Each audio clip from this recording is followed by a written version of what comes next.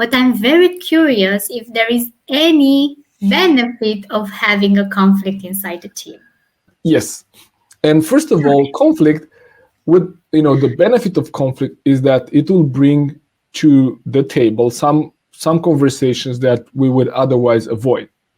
Like whenever you think about conflict, when you are in a conflictual situation with your teammates, with your leader, with a spouse, or with anyone else, what happens is that you really need to have some really sensitive conversation. There are some topics that you avoided, and because it was not that bad, and they were kind of still doing their work, but even though they're kind of hurting the morale, you just avoided that conversation.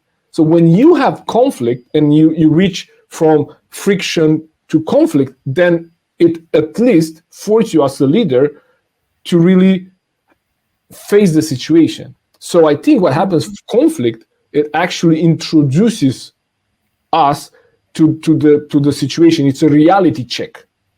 So the one thing that comes out of conflict is that something to reach the level of conflict means that you ignore it a few times before.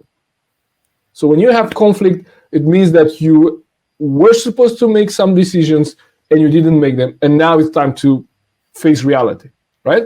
I think that's the first. We don't see that benefit when we are in the situation, but if we look back, right, that's actually the first thing. So it introduces us. It's a reality check. It introduces us to the reality of the situation.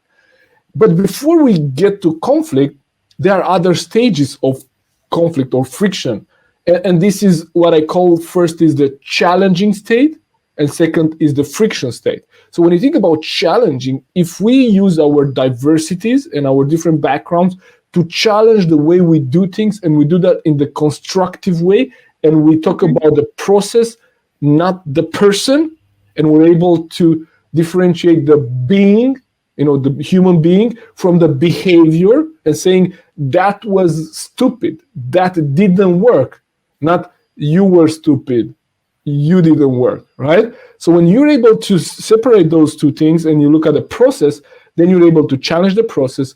And the friction, it's always a good thing when you're able to direct it, in a creative way. So for example, think about going into a meeting, a team meeting, and you're saying, guys or girls, I have an idea, and you share your idea, and then and you ask, what do you think? And it's silence.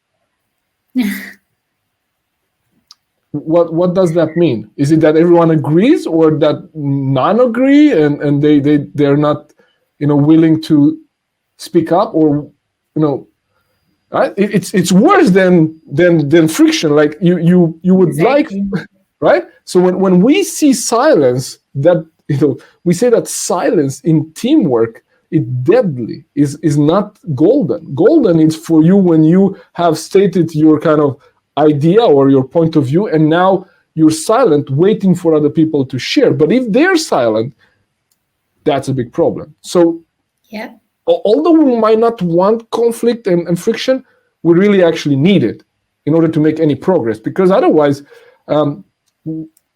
why do we need a team if it's always our idea is the best?